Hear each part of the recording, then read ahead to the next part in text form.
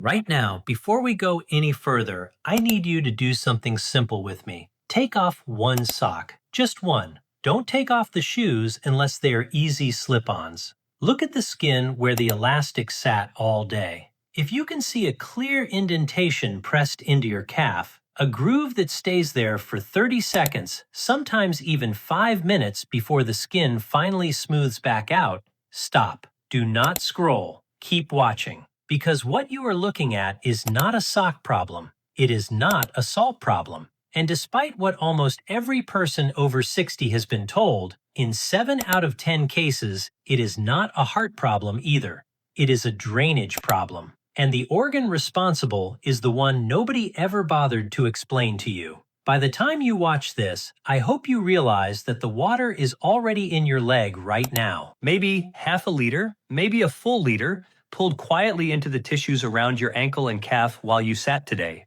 And tonight, when you lie down, that water is going to do something to your body that ruins your sleep, stresses your heart, and accelerates every problem you are already trying to manage. I am here to show you exactly what is happening inside that ankle and the 5-minute habit that drains it before bed. Welcome back. If you are new here, I am Dr. William, and we are dedicated to giving you the information that was never explained to you in your last appointment. We are building a community of informed patients, and if this resonates with you, please consider joining us so that the next person who needs this information actually finds it. You know the moment I am talking about. You come home, you peel off your shoes, and there they are. The ankles that look thicker than they did this morning, the calves that feel tight and heavy, the rings on your fingers that suddenly refuse to come off. You press your thumb into the skin above your ankle bone and watch it leave a little white crater that takes forever to fill back in. You stand up from the couch after an hour of resting, and your legs feel like someone poured concrete into them while you were not looking. Now, when you mention this at a doctor's appointment, what usually happens? You get asked about your heart, you get told to cut salt, you get a prescription for a diuretic, a water pill that makes you run to the bathroom all day. For some people, that helps a little, but for most people over 60, it does almost nothing. Why? Because the water was never in your bloodstream in the first place. The water was in the tissues. A diuretic cannot reach tissues. It can only pull water out of the blood. So, for decades, we have been treating the wrong compartment. Let me fix that for you. Your body has 2 drainage networks, not one. Most people only know about the first one, the blood system. Arteries carrying fresh blood out, veins carrying used blood back. That system has a pump, your heart. It runs automatically every second of your life, whether you help it or not. The second network is called the lymphatic system, and here is what nobody sat you down and explained. It has no pump, none, zero. Your lymph is a clear, pale yellow fluid that constantly leaks out of the tiny blood vessels in your tissues. It bathes your cells, picks up cellular waste, dead bacteria, excess protein, and excess water. Then it has to be returned to the bloodstream through a completely separate set of vessels, 2 liters of it, every single day. But those lymph vessels have no heart attached. They move only when you move. Think of your lymphatic system as a conveyor belt that only runs when you put weight on it.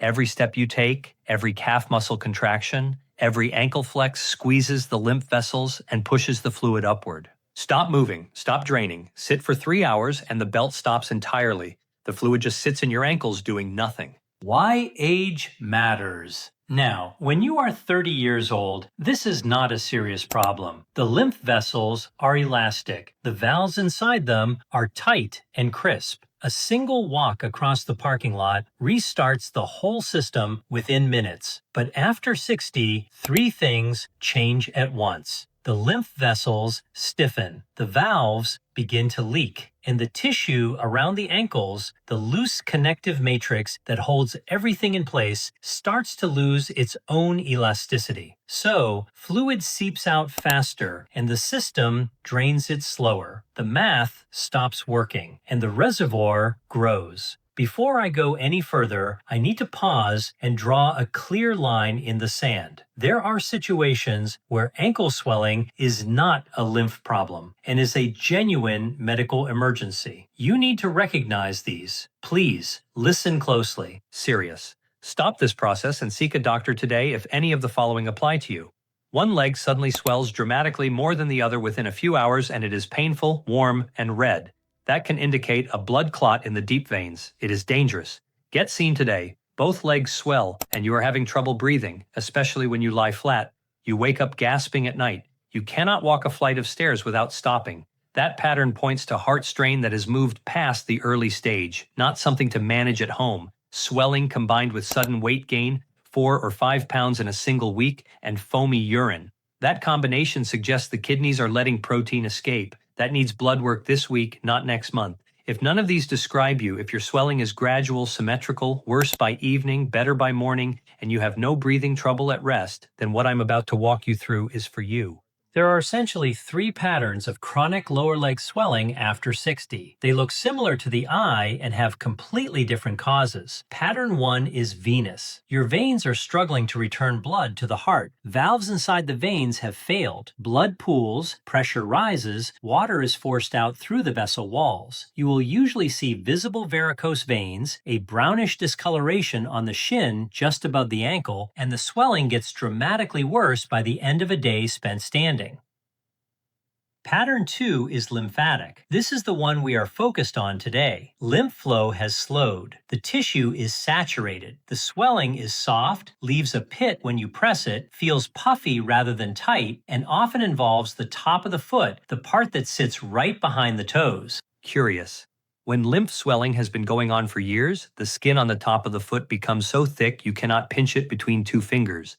That is a clinical sign, and it points strongly at lymph, not veins.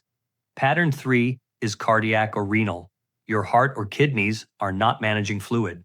The swelling is symmetric, gets worse through the day, and critically, it is accompanied by other symptoms: shortness of breath, waking up multiple times to urinate, extreme fatigue, rapid weight gain. If you have those partners, you are in pattern 3, and it is not a home protocol. You need a workup. Most people over 60 with chronic evening ankle swelling and no other symptoms fall into pattern 2, lymph. Let me tell you about someone I will call Dorothy. She is 68 years old, lived in the same house for 30 years, retired school teacher. She walked into a clinic convinced her heart was failing. Her story went like this. For 2 years, her ankles had been thickening by evening. At first, just a little, then enough that she could no longer wear the shoes she had always worn. She bought wider shoes. The swelling progressed. She mentioned it at a checkup, and an echocardiogram was ordered. The heart looked fine. Ejection fraction was 62%, completely normal, but Dorothy was still swelling. She was given a diuretic. She took it for 6 months. She ran to the bathroom constantly. The ankle swelling barely changed. She was exhausted, dehydrated, and still swollen. She finally said one thing that unlocked the whole picture. She said, "The weird thing is when I travel and walk around all day, my ankles are actually better." That was the clue. Her swelling was better with movement. Her swelling was worse with sitting. Her heart was fine, her kidneys were fine, and her veins showed only mild age-related changes. What Dorothy had was a lymphatic drainage problem that no pill could fix because the fluid was not in her bloodstream. It was in her tissues. Here is what happens to Dorothy's body every single day, and probably yours. She wakes up. Ankles look thin. She has been lying flat for 8 hours. Gravity was not pulling fluid down into her legs, and her lymph system had all night to mostly clear the reservoir from yesterday. By morning, she is almost back to baseline. She gets up, has breakfast, sits down at the kitchen table for an hour, sits in the car for 20 minutes, sits at her volunteer desk for 3 hours. By 2 o'clock in the afternoon, she has been vertical but mostly immobile for 7 hours. Fluid has been slowly leaking from her capillaries into the tissue of her lower legs the entire time. Her calf muscles have barely contracted. The lymph conveyor belt has barely moved. The fluid is just accumulating quietly, a teaspoon at a time, into a reservoir she cannot see. By evening, the groove appears where her sock sat. By 9, the ring on her finger is tight. By 10, she lies down. And now the real problem begins. All that accumulated fluid in her ankles, now that gravity is no longer pulling it down, begins to slowly reabsorb into her bloodstream. Her heart receives an unexpected flood. Her kidneys detect the extra volume and shift into overdrive, producing urine. She wakes up at 2 in the morning, at 4, at 5. By 6, she is exhausted. Diagnostic tests you can do now. We are going to give you 2 tests right now, 30 seconds total. Test 1, the pit test. Find the bony ridge along the front of your shin about 4 inches above your ankle. Press your thumb in firmly. Hold for 15 seconds. Lift your thumb and look. If there is a visible indentation that takes 10 seconds or more to smooth out, you have what clinicians call pitting edema. Grade 1 is a slight dent. Grade 2 is a deeper dent lasting longer. Grade 3 is a deep dent lasting over a minute. Make a mental note of what grade you're at. You will retest in 2 weeks after the protocol, and the change is measurable. Test 2, the foot skin pinch. Try to pinch the skin on the top of your foot just behind your second toe, between your thumb and forefinger. If you can easily lift the skin into a fold, your lymph is moving. If you cannot lift the skin at all, it feels like it is fused to the foot beneath. You have a more advanced lymphatic saturation. This is called a positive stemmer sign, and it is one of the simplest clinical indicators of chronic lymph congestion that exists. The 3 things that make it worse.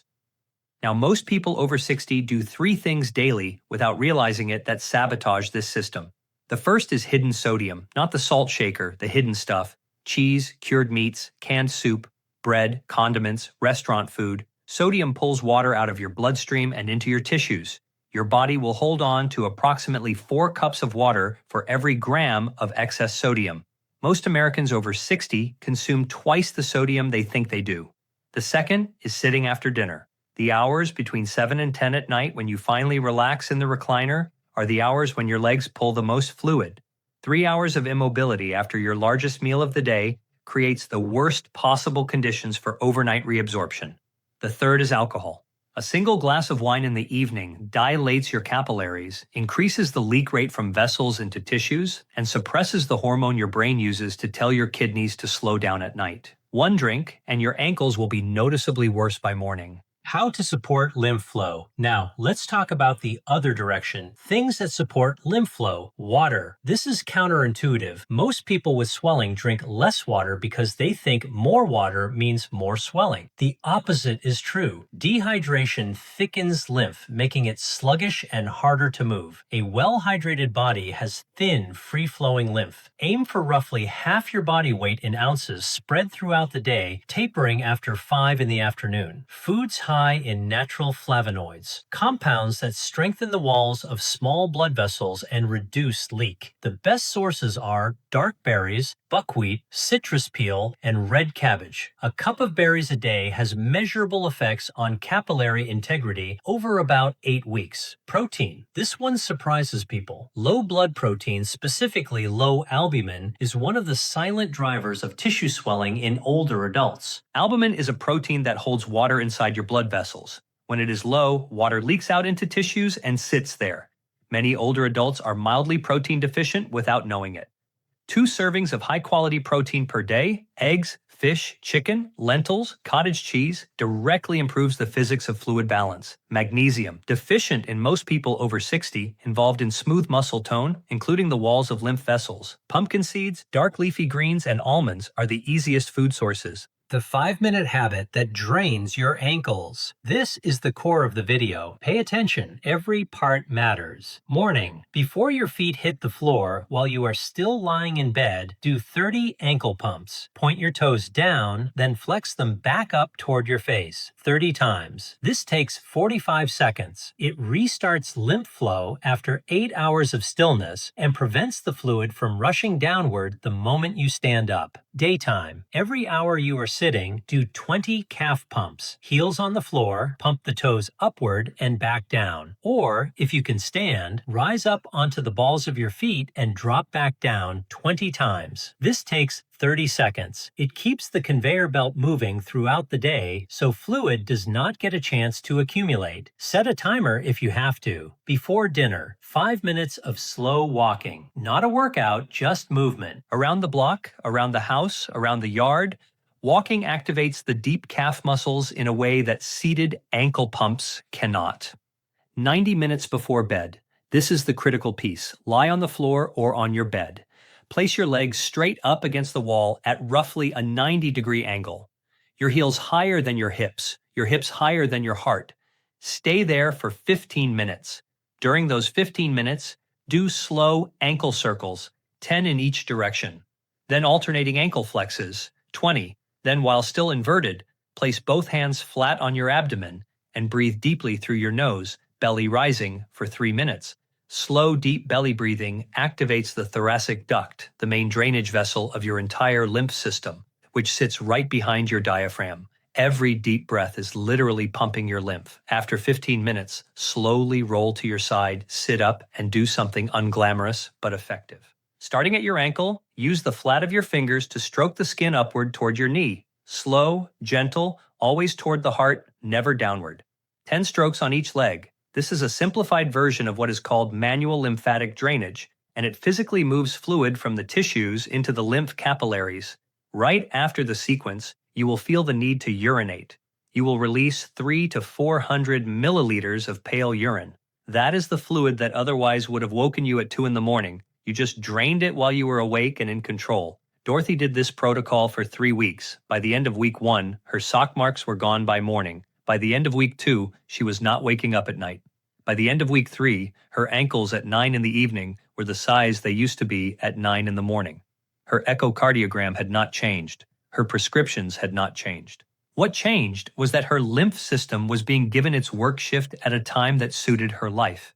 Instead of being forced to scramble all night while she tried to sleep, she got her results while she was still awake. Your assignment for tonight. So, here are 5 things to do tonight. 1. Do the PIT test right now. Know your grade, write it down. 2. Cut 1 source of hidden sodium tomorrow. The biggest hitter for most people is cheese, cured meat, or canned soup. Pick the one you eat most and replace it for 2 weeks. 3. Before dinner tonight, take a 5-minute walk. Not later, before dinner. 4. 90 minutes before bed, legs up the wall for 15 minutes. Deep belly breathing for 3 of those minutes. 10 upward strokes on each calf when you get up. 5. Tomorrow morning, 30 ankle pumps before your feet hit the floor. Do this for 2 weeks. Retest the PIT test. You will be startled by the change. One last thing. I want to know 2 things before you go. How old are you? Write your age in the comments. The age of this audience genuinely shapes which topics I prioritize next.